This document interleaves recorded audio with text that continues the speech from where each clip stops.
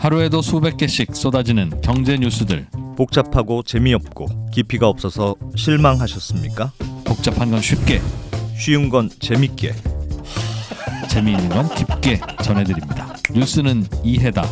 언더스탠딩. 유튜브에서 언더스탠딩을 검색하세요. 좋아요 안 누른 당신 부끄럽군요. 구독 누르세요. 네. 저 오 소장님 나오셨다가 엄청들 좋아하시네요. 감사합니다. 어떠세요? 여기 앉으니까? 이쪽에 앉았다가 이쪽에 앉으니까. 여기 앉으니까 일단 정면에 그 압박감이 좀 있기는 해요. 그리고 네. 이 댓글창이 정면으로 보이니까 그 전에 패널로 나왔을 때는 그냥 힐끔힐끔 그렇죠. 보는 정도였는데 여기 정면으로 보이니까 굉장히 떨려요. 부담스럽고. 저기서 막 하다 보면은 악성 댓글도 올라와요. 그러니까 동공 흔들릴 것 막 같아 그거 지금. 보면은 너무 흔들리면 안 돼요. 아니 그리고 어깨 떡대 안 밀린다고 떡대 어깨. 제가 한 떡대 합니다. 네. 알겠습니다. 네. 오 소장님만 오늘 믿고 가겠습니다. 아, 네. 잘 부탁드립니다. 알겠습니다. 자, 김상훈 기자님 모셔보죠. 네. 김상훈 기자 어서 오세요. 어서 오세요. 네, 안녕하세요. 김상훈입니다. 네, 좋습니다. 김상훈 기자님은 오늘 배드뱅크 얘기. 네, 맞습니다. 어제 배드가이가 아니고 배드뱅크. 그렇습니다. 배드보이의 배드뱅크 얘기인가요? 네, 어제 대통령 인수위에서 경제분과 업무보고가 있었는데 예, 그 자리에서 안철수 위원장이 한 얘기입니다. 배드뱅크. 먼저 그 윤석열 그 대통령 당선자 공약에 예. 소상공인 자영업자 부채를 해결하기 위해서 특별 기금을 만들겠다라는 약속이 들어가 있어요. 예.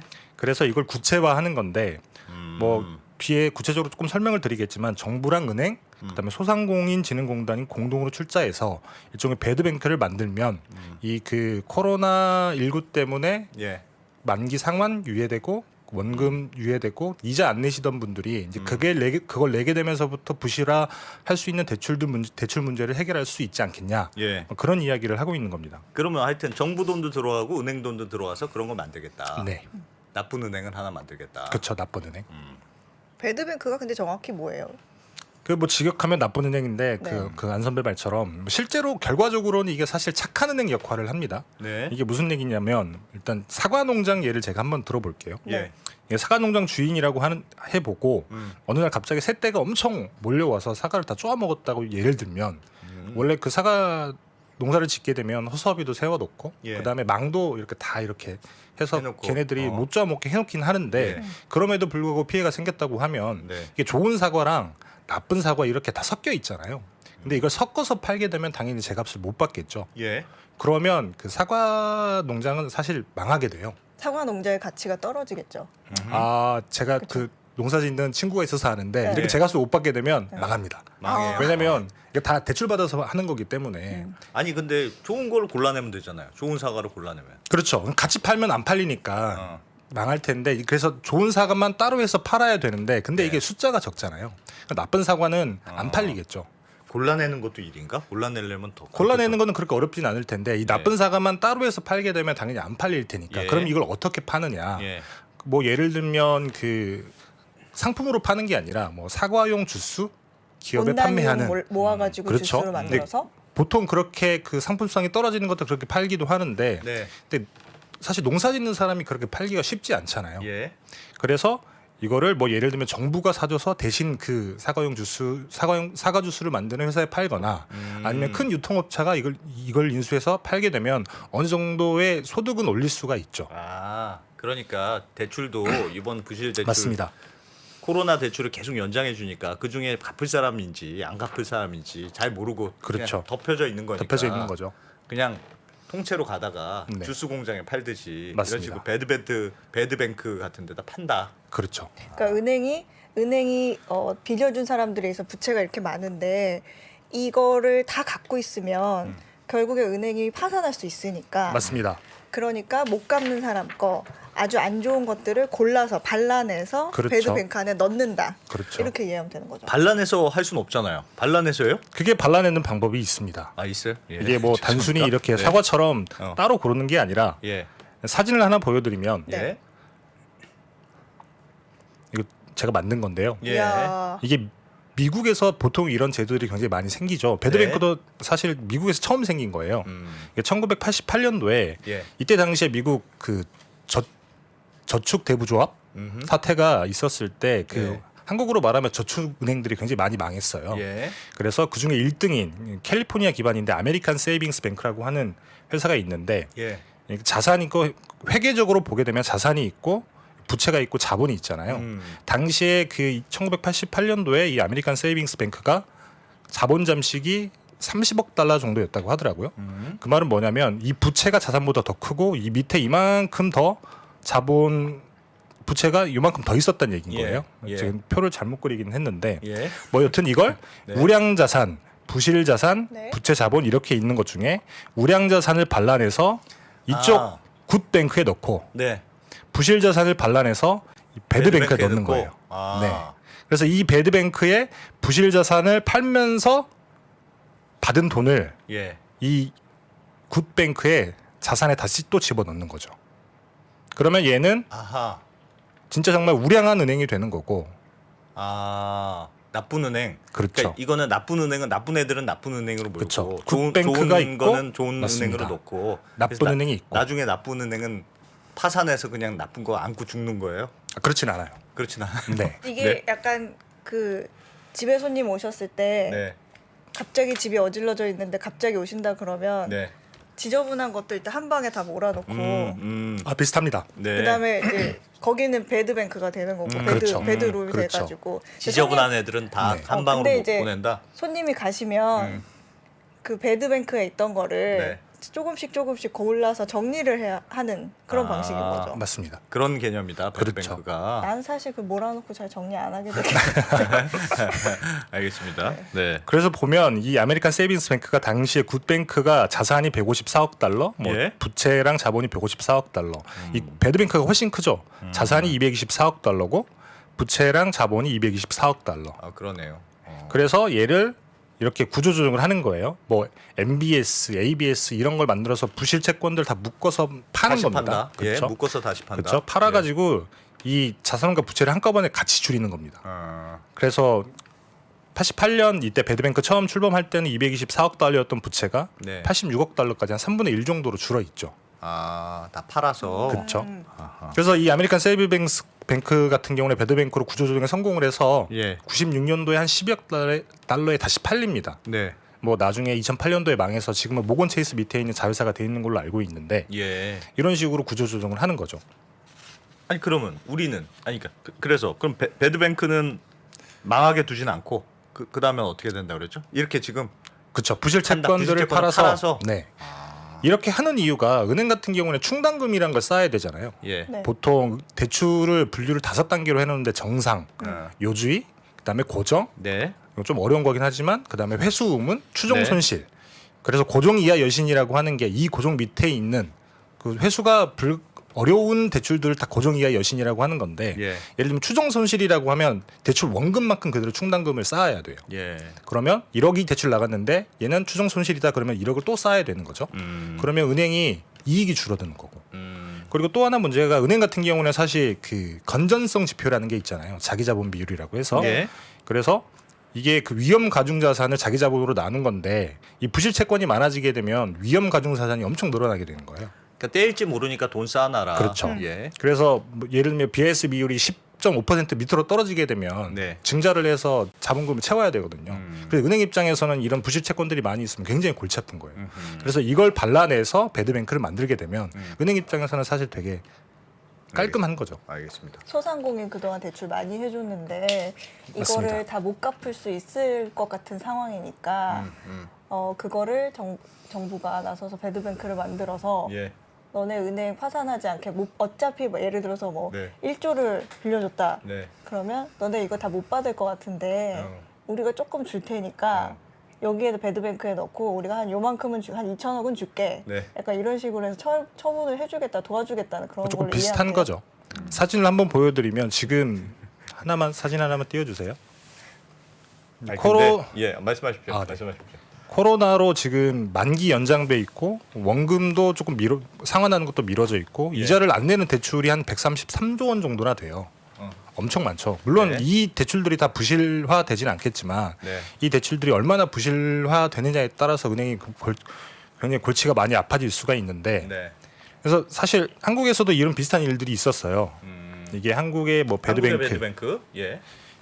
이게 사실 1997년도에 부실 채권 정리 기금이라고 하는 걸 배드뱅크의 첫 사례로 보기도 하는데 네. 사실 부실 채권 정리 기금은 엄밀하게 말하면 배드뱅크는 아닙니다. 음. 이 배드뱅크라고 하는 건 아까 말씀드린 것처럼 새로운 기업을 만들어야 되거든요. 예. SPC라고 하는데 배드뱅크라고 하는 기업을 새로 만들어야 되는데 그래서 네. 첫 번째 사례가 2004년도 한마음금융이라고 하는 회사가 있어요. 예. 뭐 아는 분들도 계실 텐데 이때 무슨 일이 있었냐면 신용카드 대란. 네. 당시에 뭐 신용카드로 대한 심각했죠. 당시에. 신불자가 뭐 370만 맞아. 명 어마어마했다고 하더라고요. 네. 그래서 당시에는 어떻게 했었냐면 우선 SPC를 일단 이렇게 만들어요. 네. SPC를 만들어서 이 배드뱅크라고 나와 있죠. 네. 얘를 만들어서 일단 채무자들에게 신청을 받습니다. 이게 어떻게 하냐면 채무자들한테 신청을 받는다. 예. 대환 대출이랑 비슷한 건데 이 배드뱅크가 당시에 그 180만 명 정도 예. 다중 채무자이면서 그러니까 대출을 2개 이상 들고 있고 연체 기록도 있고 그다음에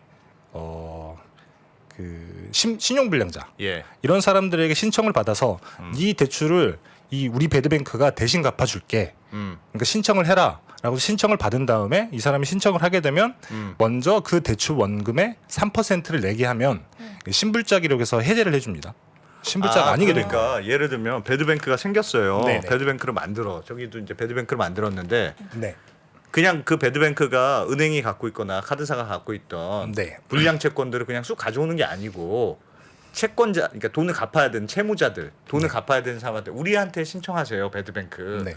그러면 그 돈을 갚아야 되는 사람이 배드뱅크에 대출 신청을 해주면 네. 그 돈으로 갚은 셈 치고 꺼준 셈 치고 은행한테 준다. 결과적으로는 그 부실 채권을 가져오는 건 맞는데 가져오는 방법에서 조금 배드뱅크마다 차이가 조금 있어요. 그러니까 첫 번째 무슨 사례는 이 말인지 대환 대출 방식으로 한 거예요. 네. 왜냐하면 이 사람이 돈을 갚을지 안 갚을지를 알아야 되니까 너한테 먼저 대출을 해주고 그중에 3%는 우리한테 먼저 내. 실제로 돈이 가는 건 아니네 그럼. 그렇죠. 신청한 사람한테. 네. 그러니까 돌려치기 한 거지만 결국은 그냥 은행 거 사오는 거나 마찬가지네요. 맞습니다. 네. 돌려치기 사오는 거나 하지만 그냥 마찬가지예요. 부실 채권을 사오는 거나 마찬가지인데 그렇죠. 얘가 신청하면 돈을 이쪽으로 주고 네. 얘 채권은 이제 내가 가져가는 거야 이렇게 맞습니다. 되는 거죠. 그리고 그걸 모아서 ABS를 발행을 해서 이걸 다시 또 유동화해서 파는 거죠. 예. 판 돈을 가지고 다시 또 이제 금융기관들이 그 대환 대출을 할 때 예를 들면 사실 채권의 원금 같은 경우는 1,000만 원을 빌리고 예. 밀려가지고 이자가 한 500만 원 쌓였다. 그럼 1,500만 원이잖아요. 네. 이 돈을 다 주는 건 아닌 거예요. 아니겠죠. 그렇죠. 그래서 대주면 은행 안 같은 되지. 경우에는 그 돈을 다 못 받으니까 대신에 출자를 하거나 혹은 우선주 형태로 받아서 나중에 배드뱅크에서 그 부실채권을 팔았을 때 돈이 나오면 그걸 배당 형식으로 받아가는 겁니다. 아니 근데 약간 복잡한데 아니 그 약간 이해가 안 가는 게 그냥 예를 들면 내가 배드뱅크예요. 오 소장님이 네. 멀쩡한 은행이야. 그러면 오 소장님이 갖고 있던 나쁜 채권을 네. 배드뱅크가 그냥 다 나한테 넘겨 네. 하고 예를 들면 1,000만 원어치다. 1,000만 원 받고 그냥 400만 원만 줄게 하고 400만 원 주고 그럼 여기는 부실 채권 다 떠는 거고 맞습니다. 나는 부실 채권을 껴안는 건데 그렇죠. 그냥 그렇게 하면 되지. 왜 그 빌려간 사람이 신청을 하고 이렇게 복잡하게 해요? 뒤에 가서 조금 설명을 드리긴 할 텐데 이게 제가 추정하기로는 도덕적 해이 문제 때문인 것 같아요. 아까 말씀드렸지만 선납금이 3% 내야 된다고 말씀드렸잖아요. 이걸 내야 신용불량자에서 그게 되는 거예요. 신용불량자에서 그렇죠. 회복을 시켜주니까. 그렇죠. 신용불량자에서 회복을 시켜주는데 그거를 그냥 저기서 떠오고 난 다음에 우리 대출 채권 주인이 네. 굿뱅크에서 배드뱅크로 바뀌었으니까 너는 그냥 신불자에서 해지해줄게. 이렇게 되면 이 사람이 안 갚을 수도 있잖아요. 안 갚지 왜 갚아요? 그렇죠. 그래서 잘 되네. 이렇게 예. 해서 그때 당시에 사진을 하나 더 보여드리면 예. 그 대상자 채무조정 대상자가 185만 명이었고 예. 그 다음에 이 사람들은 다중 채무자인데다가 신불자인 거죠. 그 다음에 대상 금액이 30조 원 정도 됐어요. 예. 근데 당시에 신청한 사람이 17만 명. 그 다음에 2조 원. 지금 이건 2013년 기준이라서 예. 지금은 이 한마음금융이 2020년에 예. 이 채무조정을 끝내고 청산을 했는데 뭐 얼마나 많이 변제가 됐는지 아직 공식적으로 숫자가 나온 건 없습니다. 네. 그래서 일단 이게 있었고 그리고 아까 말씀하신 것처럼 그냥 가져오는 방법도 있죠. 그냥 이게 그렇게 하는 방법도 있고. 맞습니다. 이게 그 2차 배드뱅크라고 네. 여기 보시면 희망모아 유동화 전문 회사라는 게 있죠. 예. 이렇게 했더니 신청 그 채무조정 금액이 생각보다 크지 않은 거예요. 예. 30조 원인데 2조밖에 신청이 안 됐잖아요. 그래서 희망모아 유동화 전문회사 같은 경우에는 그 한마음 금융에서 신청하지 못한 사람들 조금 예. 낙성 대출이겠죠. 뭐 예. 가압류가 걸려 있다거나 이런 사람들한테까지 신청을 다시 받게 된 겁니다. 예. 그래서 이 사람들 같은 경우에는 말씀하신 것처럼 그냥 들고 와요. 그냥 채권 네. 다 그냥 부실한 거 맞습니다. 다 줘. 그냥 들고 오고 이 들고 온 그 부실 채권을 캠코한테 ABS 형식으로 팔고 아. 그다음에 돈을 받고 난 다음에 이걸 다시 금융회사에 주는 거죠. 아. 그런 다음에 이 대상 채무자들한테 이 채무조정 신청을 받아서 예. 이 채무를 조정하는 겁니다. 아하. 그렇게 되면 이 지금 뭐 채팅창에서도 계속 말씀하시는데 도덕적 해이 뭐 논란이 계속 나올 수밖에 없을 것 같은데. 그렇죠. 예를 들면 그런 거잖아요. 부실 채권을 내가 이제 돈 잘 못 갚을 것 같아요. 나 코로나로 힘들었어. 그래서 잘 못 갚을 것 같은데 은행이면 은행이 가지고 있는 거면 그래도 좀 갚아라. 이렇게 추심도 하고 너 좀 독촉도 하고. 독촉도 하고 독촉 전화도 하고 좀 아직 안 갚 고객님 아직 안 갚으셨습니다. 이렇게 그렇죠. 할 텐데 배드뱅크로 넘어가면 추심을 잘 안 하지 않을까요? 그래서 제가 그 이 배드뱅크를 운영하는 캠코에 전화를 한번 해봤었어요. 예. 네. 근데 여기는 그 그 채권 추심이라는 얘기를 쓰지 않고 그 재기 지원이라는 용어를 쓰더라고요. 아, 추심 그러니까 독촉을 안 하겠다는 뜻이네요. 그렇죠. 이게 공적 배드뱅크에 어떻게 보면 어. 그 한계 같은 거죠. 아. 왜냐하면 세금이 들어가는 거니까 네. 세금이 들어가서 이분들을 채무 조정하는 게 목표인 건데 네. 이 사람들의 추심을 조금 악랄하게 뭐 이렇게 어. 표현할지 모르겠지만 그렇게 해서 돈을 많이 회수하는 게 목적이 아니라 아니고 그쵸. 아예, 아예 그냥 이분들이 건실하게 갚을 수 있어서 결국에는 이거를 극복하고 정상 생활을 할 수 있게 만드는 게 목적인 거예요. 신불자가 아닌 걸로 그렇죠. 나쁘게 말하면 탈바꿈. 그렇죠. 근데 그거 되게 네. 쉽지 않을 것 같아요. 그 사람마다의 상황이 다 다를 수도 있고. 그렇죠. 그래서 도덕적 해이 문제가 나오는 건데 그래서 아까 말씀드렸던 것처럼 1차 배드뱅크 한마음금융 당시에는 예. 이 3% 선납금이라고 하는 거를 네. 그래서 뒀던 거에 아닌가라는 아. 생각이 들기도 하더라고요. 그리고 미국 같은 경우에는 아까 말씀드렸지만 미국 같은 경우에는 그 미국의 예금보험공사가 예. 그 지원을 해주기는 했지만 네. 실상 그 굿뱅크 배드뱅크 주인은 사모펀드였어요. 사모펀드 같은 경우에는 유동화해서 팔아버리고 채권 추심도 굉장히 좀 강력하게 하겠죠. 예. 그래서 불과 2년 만에 어. 그렇게 부채를 많이 줄일 수 있었고 그 다음에 좋은 회사로 바꾼 다음에 예. 이제 그걸 다시 팔게 되는 아하. 그런 구조가 될 수 있는 건데 한국 같은 경우는 그게 안 되니까 한마음금융 같은 경우는 2004년에 처음에 출범을 할 때 예. 8년을 계획하고 출범을 했는데 2020년에 청산이 됐으니까 16년이 걸린 거예요. 아, 이게 그 뒤에 있던 희망모아 같은 경우에도 2005년도에 출범을 하고 2020년에 그 청산을 했으니까 얘도 15년이 걸린 거죠. 예. 그만큼 시간이 엄청 오래 걸리는 겁니다. 아하. 그러면 지금 하여튼 뭐 이렇게 논란은 있을 건 같아요. 그러니까 그 동안에도 사실 은행들이 이자라도 좀 유예해주지 말고 받아야지 누가 괜찮은 채권이고 얘는 이 채권은 포기할 채권인지 알 수 있는 거 아니냐. 근데 아무것도 모르게 깜깜하게 덮어놓으면 아까 청소 지저분해졌는데 청소생가 그냥 담요로 이렇게 다 덮어놓듯이 에라 모르겠다 하면서 위에 이렇게 담요로 덮어놓으면 밑에 뭐 지저분한지 뭐가 깨끗한지 있는지 버릴 알 수가 건지 안 없잖아요. 버릴 예. 건지. 그래서 그렇죠. 사실은 살릴 논란이 건지. 있었는데 결과적으로는 지금 풀려고 하니까 고민이 됐던 것 같아요. 맞습니다. 취지는 맞습니다. 이게 이제 언제까지 할 수 없고 상환율에 풀긴 풀어야 되는데 풀려니까 막상 크게 터질 것 같은. 그렇죠. 사진을 다시 한번 보여드리면 네. 이게 2021년 말 지난해 말 국내 은행의 부실 채권 규모입니다. 예. 이게 2019년 말에 부실 채권이 15.3%나 됐는데 네. 이게 오히려 줄었어요. 11.8%밖에 부실 안 채권이 되죠. 오히려 줄었다. 네. 코로나가 있었음에도 불구하고 다 그 유예해 준 거 다 정상 채권으로. 그렇죠. 지금 다 정상 그래서- 채권이니까. 그리고 부실 채권 비율도 줄어들었고 근데 또 대손 충당금 적립률은 훨씬 더 많이 늘어났습니다. 은행들도 준비를 하고 있는 거긴 한데 예. 제가 지난해 금융위 출입할 때 금융위에서 3번 연장을 했는데 이 예. 코로나 금융지원책을 예. 그때마다 은행들이 요구를 했던 게 이 이자 유예 이것만 조금 없애달라. 이것 같은 경우에는 이자를 내는 거는 그렇게 안 부담스러울 수도 있고 이자를 내는지 안 내는지에 따라서 우리가 이게 부실 채권일지 아닌지 아닐지를 알수 있다. 판단을 할 수가 아, 있는데 그렇지. 네. 이자 유예까지 해줘 버리면 이거 알 수가 없다. 우리 준비를 못하지 않느냐. 그런 얘기가 계속 나왔었죠. 그러면 이번에 이제 배드뱅크 안이 나왔는데 네. 안철수 위원장도 얘기했고 배드뱅크가 생기면 은행들한테 좋은 겁니까? 나쁜 겁니까? 일단은 은행 입장에서는 아까 말씀드렸던 거 나쁠 건 없어요. 그러니까 나쁠 건 부실 없어요? 대출을 발라내면 네. 건전성 지표가 좋아지고 그 다음에 이익도 많이 늘어나겠죠. 충당금은 그만큼 덜 쌓으니까. 오늘 아침에 이진우 프로가 손에 잡히는 경제 잠깐 나왔는데 아, 네. 이거 잠깐 은행들한테 엄청 나왔다고요? 나쁜 거라고 막 얘기하던데. 아, 이런 문제는 있을 것 같기는 해요. 네, 이제 잘 얘기하십시오. 지금 2% 듣고 있습니다. 사실 은행들 입장에서는 네. 정부에서 이렇게 그 만기를 유예해달라고 얘기를 해서 했던 예. 건데 예. 얼마나 부실이 될 줄은 모르고 근데 부실이 문제가 될 것 같으니까 다시 우리한테 출자를 하라는 거냐? 이렇게 이런 생각을 할 수 있을 것 같긴 한데 사실 그렇게 보면 은행 입장에서 조금 억울할 수는 있을 것 같기는 하죠. 왜냐하면 은행들도 어쨌든 사기업이기도 한데 네. 정부 정책에 따라서 이렇게 했던 건데 어. 이거를 우리 보고 또 출자를 하라고? 예. 물론 출자를 얼마나 하라고 할지는 모르겠어요. 모르겠으나. 네. 예. 그러니까 아예 못 받을 돈일 수 있지만 거기에서 조금 도와줄 테니까 네. 아예 큰 손실은 막아주겠다라는 거로 그렇죠. 생각하면 은행한테는 나쁠 게 없다. 물론 이 코로나 금융지원책 때문에 부실이 났다고 해서 은행들이 망하진 않겠지만 예. 뭐 예를 들면 아까도 말씀드렸던 것처럼 건전성 지표 그다음에 사실 부실 대출을 관리하고 채권 추심하는 도 비용이 꽤 듭니다. 네. 그래서 오히려 끌어안고 있는 안고 가는 것보다는 것보다 터는 이게 게- 더 나을 수도 있죠.